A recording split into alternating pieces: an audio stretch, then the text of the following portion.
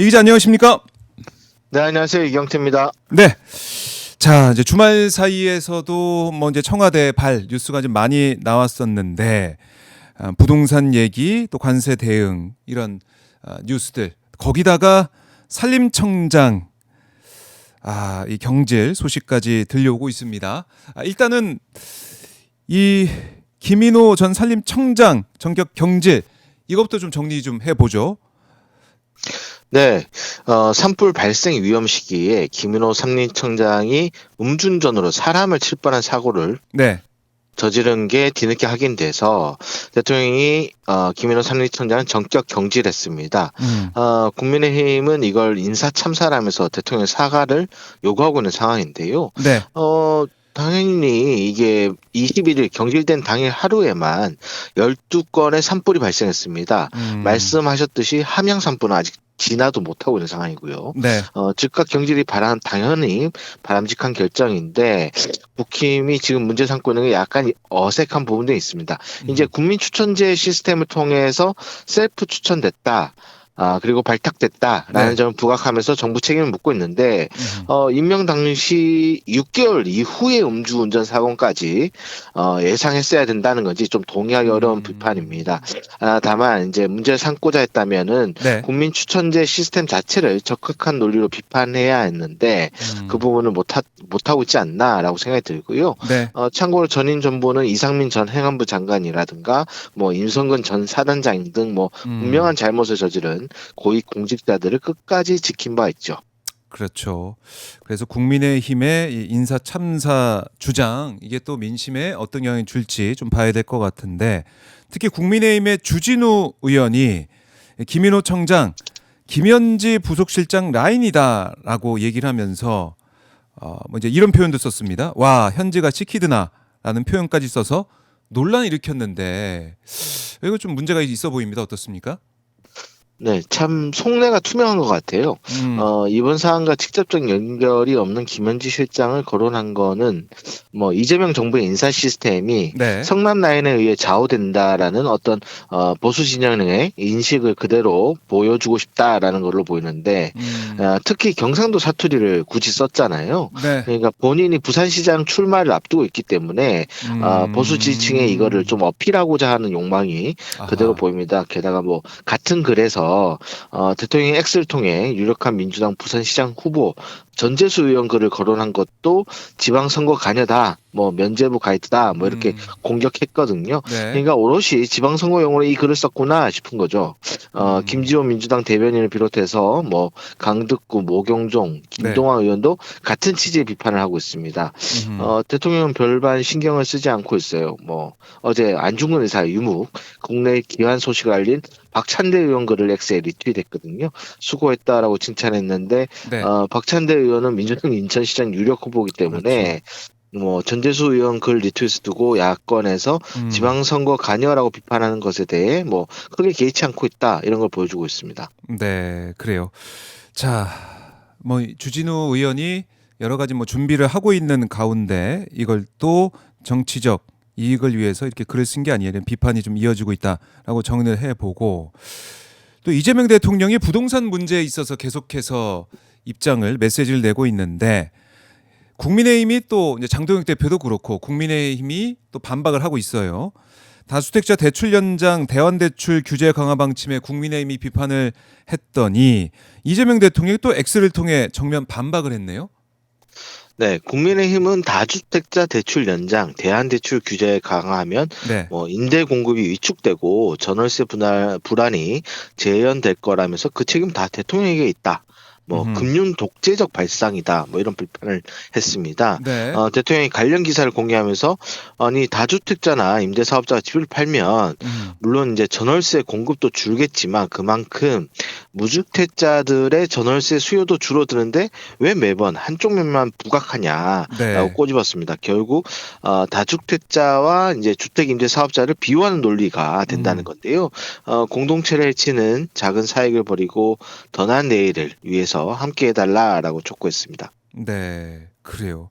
근데 장동혁 국민의힘 대표가 또 여기에다가 또 글을 이제 남겼던데 기적의 억지다라고 비난을 또 하더라고요. 그러면서 외국인들에게 우리 국토를 쇼핑할 레드카펫을 깔아준 장본인이 대통령이라고 한다.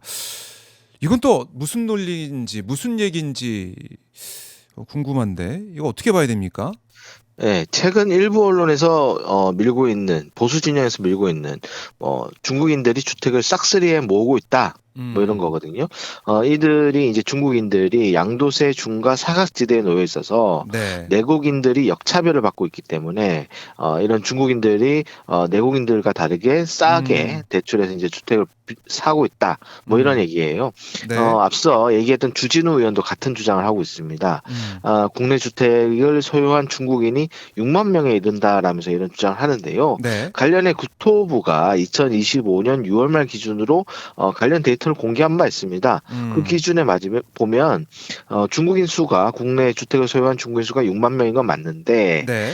국내 거주 중인 중국인 수가 무려 86만 명이거든요. 그러니까 그중 7.2%만 주택을 소유하고 있는 거고 같은 논리로 문제를 삼자면은 미국인이나 캐나다인이 오히려 국내 거주 대비 주택 소유 인구 비중수가 24%에서 27%에 달해요. 근데 그 얘기는 안 하잖아요. 그렇죠. 결국 협중 여론을 교묘하게 이제 결합해서 정부를 좀 비판하고 싶어 하는 겁니다. 또 정말 우리 내국인들이 외국인에 비해 역차별을 받고 있다면 네. 그 부분을 바꿔나가는 어떤 입법이라든가 제도를 개편해야 되는데 그 부분에 대해서는 언급을 하고 있지 않거든요. 그래서 그 부분 좀 편향된 어떤 의도가 담긴 지적이다 이렇게 보시면 될 것 같습니다. 자, 이제 국민들이 보시고 이제 판단을 하실 것 같고, 그러니까 현재 정부는 수도권이나 규제 지역 내 아파트를 보유한 다주택자의 대출 만기 연장을 원칙적으로 불허하는 방향으로 정책을 가닥을 잡고 있다. 뭐 이렇게 볼 수 있을 것 같아요. 어떻습니까? 맞습니다. 금융당국이 내일 또 관련 회의를 여는데 네. 다주택자 대출 총량 감축 방안 등 이제 구체적인 실행 방안 등을 논의할 예정이라고 해요. 이미 뭐 언론 보도를 보셔서 알겠지만 실제로 지금 집값 하락, 여러 가지 매물이 나오는 등 효과가 있습니다. 네. 특히 김용봉 정책실장도 주말 사이 페이스북을 통해서 대출의 상당 부분을 의존한 비거주 다주택 매입이 결과적으로는 1990년대 일본의 버블 붕괴 그리고 2008년 미국의 금융 위기 때랑 비슷한 거시적 위기를 가져올 수 있다라면서 네. 다주택에 대한 수익 기대률을 점진적으로 낮추겠다라는 입장을 밝혔습니다. 그러니까 더 이상 무리한 대출을 허용해주지 않겠다라는 걸로 해석이 되는데요. 어떤 정책이 나올지 좀 주목해서 봐야 될 것 같습니다. 네. 자, 이 정책으로 먼저 사실은 이재명 대통령의 메시지도 그렇지만 정책을 통해서 부동산 시장 정상화를 확실히 해내겠다. 이런 의지가 느껴진다라고 볼 수가 있겠습니다. 장동영 대표가 또 SNS 뭐 가로사 얘기까지 하면서까지 또 SNS 글을 올리고 반박을 하고 있는데, 자, 국민들의 부동산 시장 정상화에 대한 평가 계속해 지켜보도록 하고, 자, 오늘 이재명 대통령은 브라질 룰라 대통령과 정상회담을 할 예정인데 김혜경 여사가 이보다 먼저 브라질 영부인과 친교 행사도 했더라고요. 정리 좀 해주십시오.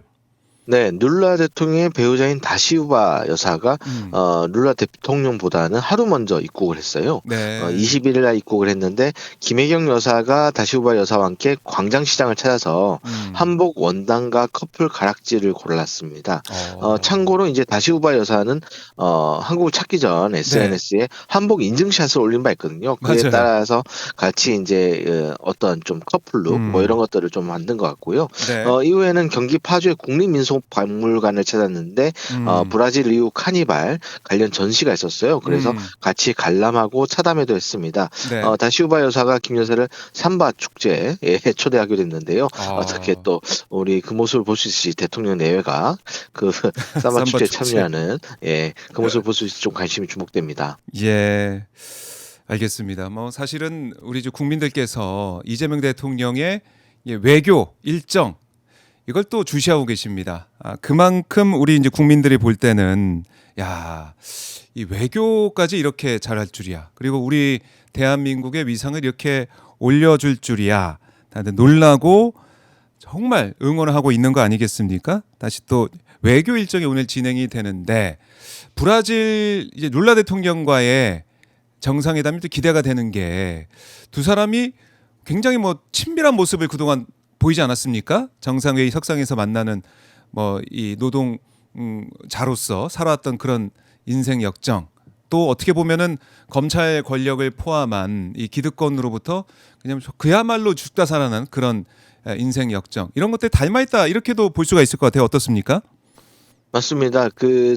말씀하신 대로 네. 그 대통령도 소년공 출신으로서 그리고 왼쪽 팔을 프레스기에 눌리는 어떤 산재를 입은 바 있고요. 네. 룰라 대통령도 노동자로서 손가락이 잘렸습니다. 손가락이 예. 잘린 어떤 산재를 입은 바 있습니다. 음. 특히 두 사람 모두 이제 검찰에 의한 어느 검찰 주도로 정치적 탄압을 받은 바 있는 두 사람의 정치 역정이 네. 비슷해요.